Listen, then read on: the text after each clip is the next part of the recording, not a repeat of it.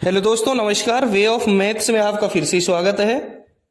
मैं हूं एम के गुजर और इस वीडियो में लेके आया हूं वेस्टर्न सेंट्रल रेलवे, पश्चिमी मध्य रेलवे में 9 दिसंबर 2024 को एक शंट मास्टर का पेपर हुआ है। शंट मास्टर के पेपर का पहला भाग 1 से लेकर के 30 तक के क्वेश्चन वाला, और दूसरा भाग 31 से लेकर के 60 तक के क्वेश्चन वाला, और तीसरा भाग 61 से लेकर के 90 तक के क्वेश्चन वाला पहले हल करवा दिया है, जिसका लिंक डिस्क्रिप्शन में देखेंगे।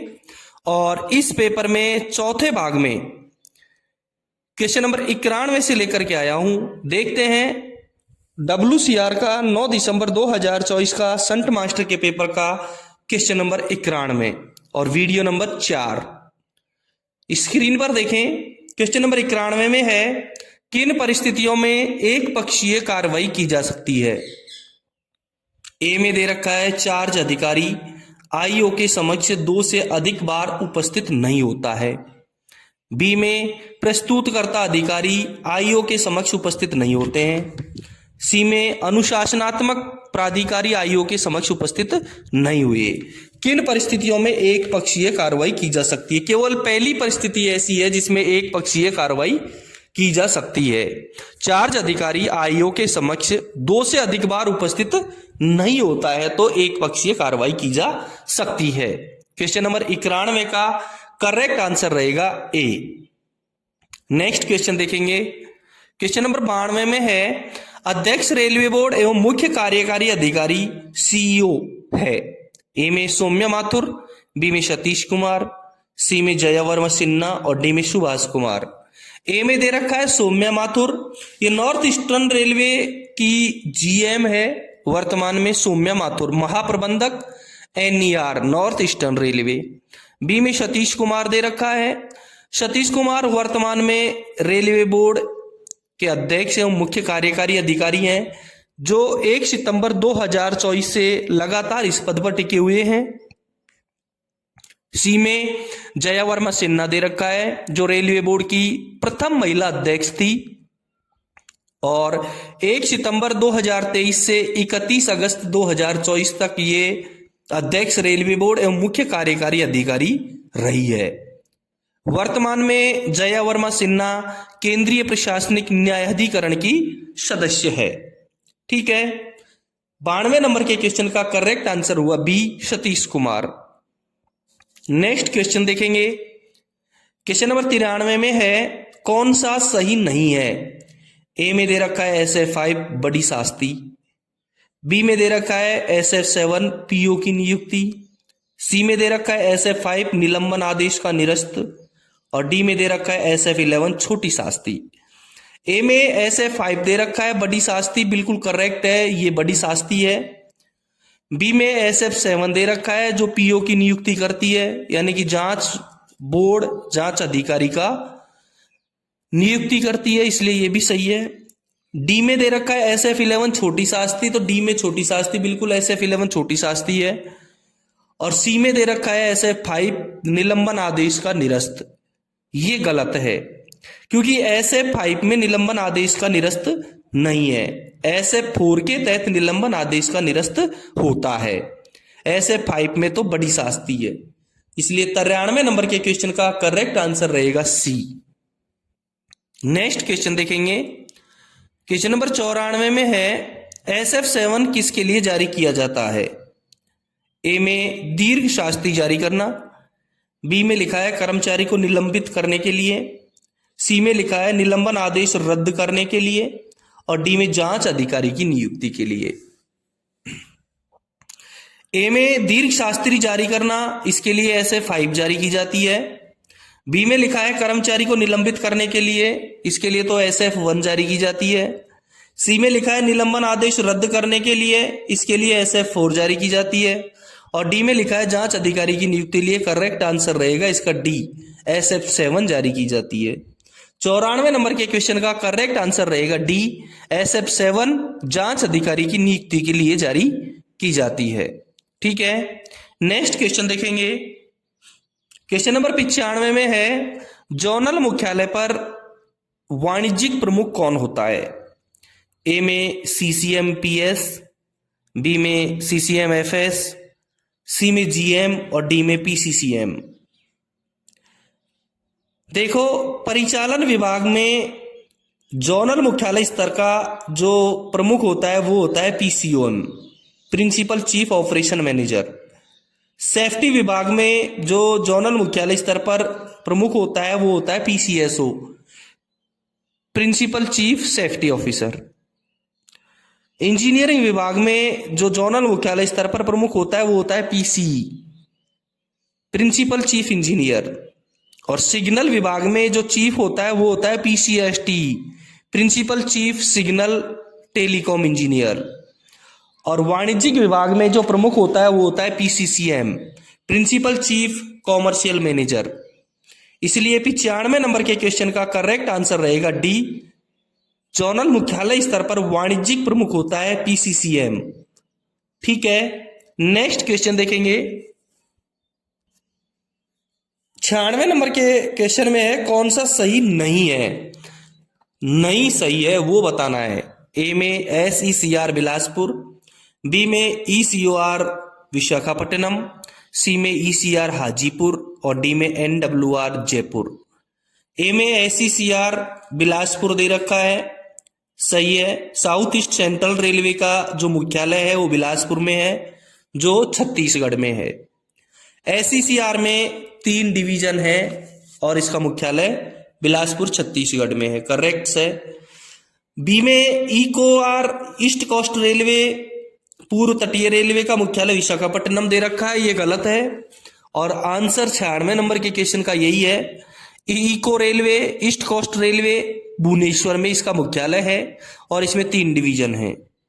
सी में ECR दे रखा है ईस्ट सेंट्रल रेलवे, जिसका मुख्यालय हाजीपुर में दे रखा है, बिल्कुल सही है, और इसमें 5 डिवीजन है। डी में NWR दे रखा है जिसका मुख्यालय जयपुर में है और इसमें 4 डिवीजन है। 96 नंबर के क्वेश्चन का करेक्ट आंसर हुआ बी, ईस्ट कोस्ट रेलवे, जिसका मुख्यालय भुवनेश्वर में है और 3 डिवीजन है इसमें। नेक्स्ट क्वेश्चन देखेंगे। 97 नंबर के क्वेश्चन में है अंत्योदय एक्सप्रेस ट्रेन सेवा है, अंत्योदय एक्सप्रेस ट्रेन सेवा है। ए में है पूरी तरह से वातानुकूलित कोच, बी में है केवल स्लीपर क्लास, सी में दे रखा है पूरी तरह से द्वितीय श्रेणी आरक्षित कोच और डी में मिश्रित कोच दे रखा है। अंत्योदय एक्सप्रेस ट्रेन पूरी तरह से द्वितीय श्रेणी अनारक्षित कोच वाली ट्रेन है। 97 नंबर के क्वेश्चन का करेक्ट आंसर रहेगा सी, पूरी तरह से द्वितीय श्रेणी अनारक्षित कोच। ठीक है, नेक्स्ट क्वेश्चन देखेंगे। 98 नंबर के क्वेश्चन में है पुरानी पेंशन योजना के लिए कर्मचारी का योगदान कितना है। ओपीएस में ए में दे रखा है बेसिक प्लस डीए का 10%, बी में दे रखा है बेसिक प्लस डीए का 8.33%, सी में दे रखा है बेसिक प्लस डीए का 14% और डी में दे रखा है 0। ओपीएस में कर्मचारी का जो योगदान है वो 0 है और एनपीएस में जो कर्मचारी का योगदान है वो पुरानी पेंशन के बजाय बेसिक प्लस डीए का 10% है, बेसिक प्लस डीए का 10% है एनपीएस में और ओपीएस में 0 है। दोस्तों आप देख रहे हैं WCR वेस्टर्न सेंट्रल रेलवे का 9 दिसंबर 2024 का एक संट मास्टर का पेपर, जिसका चौथा भाग, पहला भाग जिसमें क्वेश्चन नंबर 1 से 30, दूसरा भाग क्वेश्चन नंबर 31 से 60 और तीसरा भाग क्वेश्चन नंबर 61 से 90 मैंने पहले हल करवा दिए हैं, उनका लिंक डिस्क्रिप्शन में देखें। यदि आपके डिवीजन और रेलवे में कोई पेपर हुआ है तो मुझे व्हाट्सएप टेलीग्राम जरूर करें, और यदि आपको मेरे द्वारा हल करवाए गए प्रश्न पत्रों का PDF चाहिए तो डिस्क्रिप्शन में जाएं, टेलीग्राम लिंक पर क्लिक करें और PDF डाउनलोड करें। देखते हैं नेक्स्ट क्वेश्चन। क्वेश्चन नंबर 99 में है जब DCM के प्रशासनिक नियंत्रण के तहत काम करने वाले कर्मचारी संरक्षण नियमों के उल्लंघन से संबंधित कदाचार करते हैं तो उचित अनुशासनात्मक प्राधिकारी कौन होता है। जब DCM के प्रशासनिक नियंत्रण के तहत काम करने वाले कर्मचारी संरक्षण नियमों के उल्लंघन से संबंधित कदाचार करते हैं तो उचित अनुशासनात्मक प्राधिकारी कौन होता है। ए में सीनियर DCM, बी में सीनियर DSO, सी में DOM और डी में सेफ्टी ऑफिसर। उनका पर्सनल यूनिट इंचार्ज ही उनका प्राधिकारी होगा। इसलिए 99 नंबर के क्वेश्चन का करेक्ट आंसर रहेगा ए सीनियर DCM। ठीक है, नेक्स्ट क्वेश्चन देखेंगे। क्वेश्चन नंबर 100 में है RAC का पूर्ण रूप क्या होगा। RAC का फुल फॉर्म क्या होगा। ए में रिजर्वेशन अगेंस्ट कैंसलेशन, बी में रिजर्वेशन आफ्टर कैंसलेशन, सी में रिजर्वेशन अलोंग कैंसलेशन और डी में रिजर्वेशन आफ्टर चार्टिंग। RAC का फुल फॉर्म होता है रिजर्वेशन अगेंस्ट कैंसलेशन, रद्द करने पर आरक्षण। RAC का फुल फॉर्म होगा रिजर्वेशन अगेंस्ट कैंसलेशन, रद्द करने पर आरक्षण। इसलिए 100 नंबर के क्वेश्चन का करेक्ट आंसर रहेगा ए, RAC means reservation against cancellation. ठीक है, नेक्स्ट क्वेश्चन देखेंगे। क्वेश्चन नंबर 101 में है संविधान की 8वीं अनुसूची संबंधी प्रावधान उपलब्ध अनुच्छेद का नाम बताइए। 8वीं अनुसूची में कौन से अनुच्छेद हैं। ए में अनुच्छेद 343 का 1 और 50, बी में अनुच्छेद 344 का 1 और 351, बी में सी में अनुच्छेद 120 का 1 और 210 और डी में दे रखा है 345 का 1 और 346। करेक्ट आंसर तो रहेगा बी, क्योंकि 8वीं अनुसूची में अनुच्छेद 344 का 1 और 351 है। जबकि मैं आपको सारे अनुच्छेदों के बारे में बता देता हूं, थोड़ा सा इंपोर्टेंट लाइन। ए में अनुच्छेद 343 का 1 और 350 दे रखा है। 343 का 1 अनुच्छेद संघ की राजभाषा हिंदी और लिपि देवनागरी को निर्धारित करता है, और इसी में 350 है अनुच्छेद 350 शिकायतों के निवारण के लिए अभ्यावेदन में प्रयोग की जाने वाली भाषा से संबंधित है। और जो आंसर में है 344 का 1, अनुच्छेद 344 का 1 भारतीय संविधान का एक प्रावधान है जो राष्ट्रपति को संविधान के प्रारंभ से 5 वर्ष की समाप्ति पर एक आयोग गठित करने का अधिकार देता है, जो संघ के आधिकारिक उद्देश्यों के लिए हिंदी के प्रगतिशील उपयोग के लिए सिफारिशें करता है। दूसरा 351, जो अनुच्छेद 351 भारतीय संविधान का एक भाग है जो हिंदी भाषा के प्रसार और विकास के लिए संघ के कर्तव्य का वर्णन करता है ताकि ये भारतीय संस्कृति का माध्यम बन सके। सी में 120 का 1 और 210 दे रखा है। अनुच्छेद 120 का 1 भारतीय संविधान का एक खंड है जो संसद में कार्य करने के लिए भाषा के बारे में प्रावधान करता है, और अनुच्छेद 210 भारत के संविधान का एक महत्वपूर्ण अनुच्छेद है जो विधानमंडल में प्रयोग की जाने वाली भाषा से संबंधित है। डी में अनुच्छेद 345 का 1 और 346 दे रखा है। अनुच्छेद 345 का 1 भारत के संविधान का एक हिस्सा है जो किसी राज्य की आधिकारिक भाषा या भाषाओं से संबंधित है, और ये प्रावधान करता है कि राज्य विधानमंडल विधि द्वारा अन्यथा उपबंध न करें तब तक राज्य के भीतर उन शासकीय प्रयोजनों के लिए अंग्रेजी भाषा का प्रयोग किया जाता रहेगा जिनके लिए उसका संविधान के प्रारंभ से ठीक पहले प्रयोग किया जा रहा है।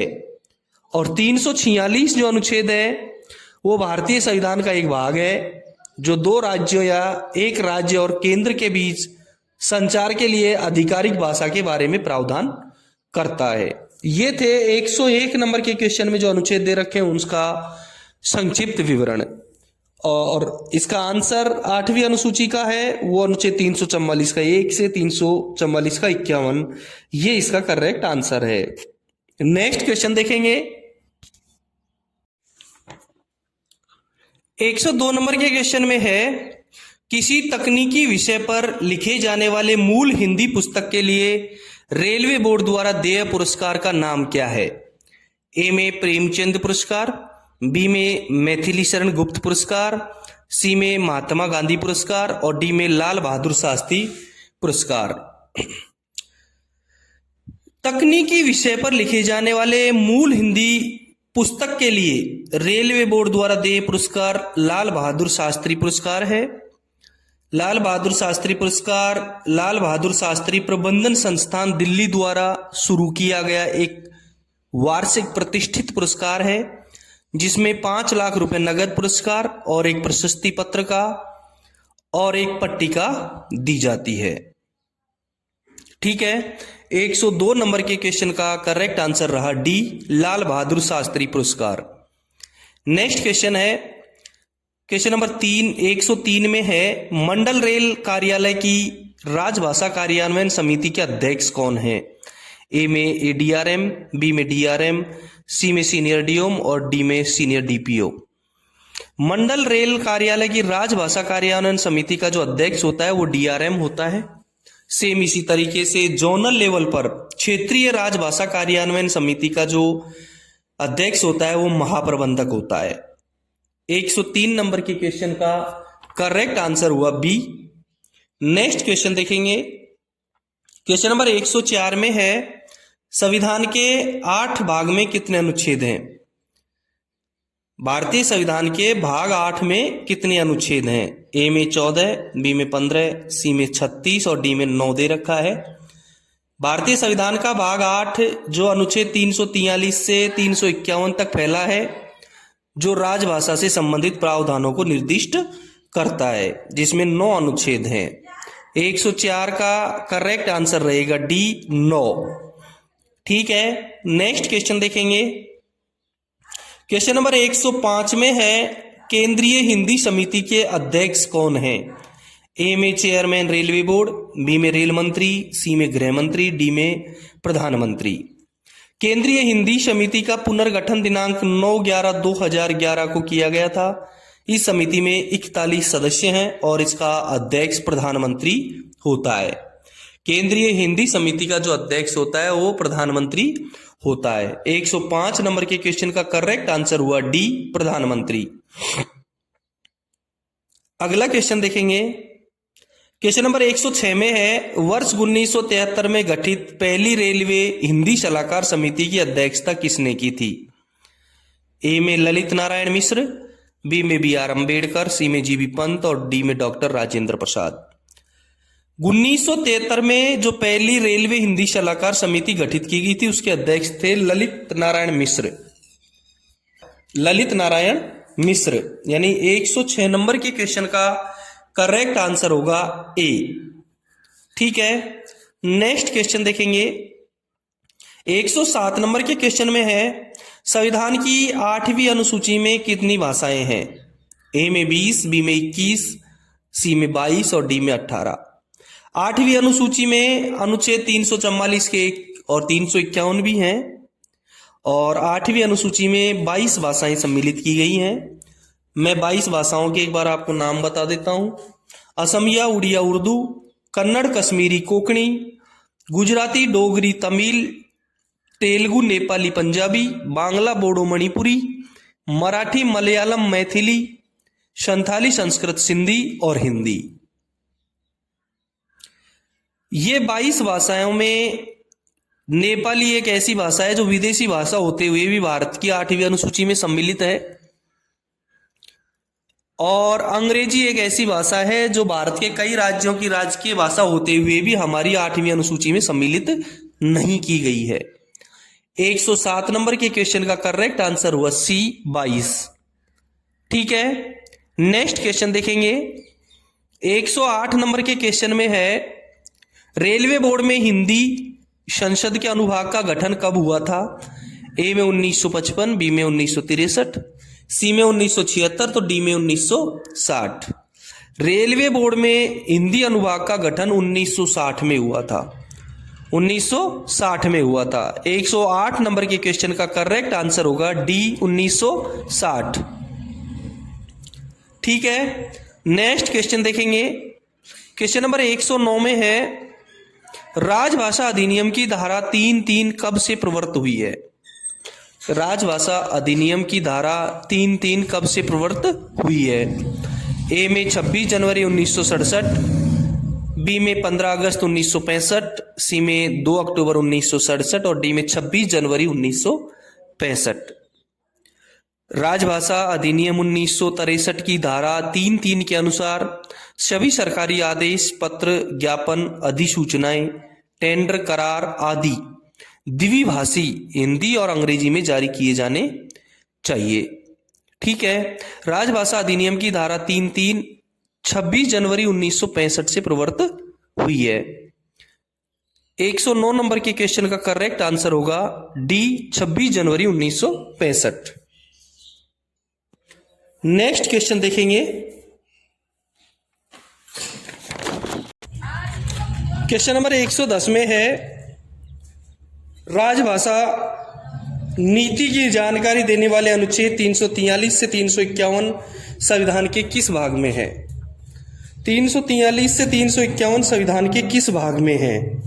ए में दे रखा है भाग 3, बी में दे रखा है भाग 4, सी में दे रखा है भाग 10 और डी में दे रखा है भाग 7। ए में जो भाग 3 दे रखा है अनुच्छेद 12 से लेकर के 35 तक भाग 3 में है।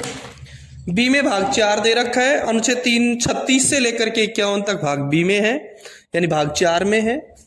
और सी में भाग 10 दे रखा है अनुच्छेद 244 से लेकर के 244 ए, ये भाग 10 में है।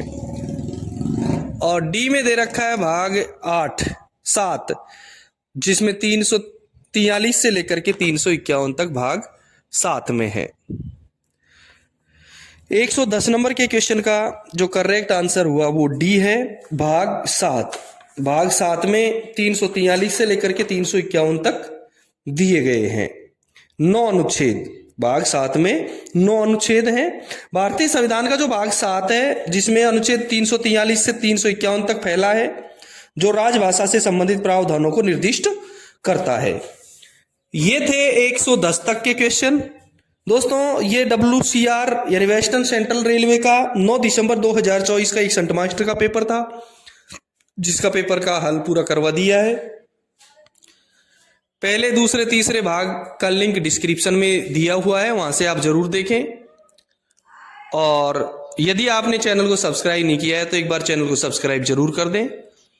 यदि आपको PDF चाहिए, मेरे द्वारा पढ़ाए गए प्रश्न पत्रों का PDF चाहिए, तो टेलीग्राम चैनल के लिंक पर क्लिक करें और PDF डाउनलोड करें।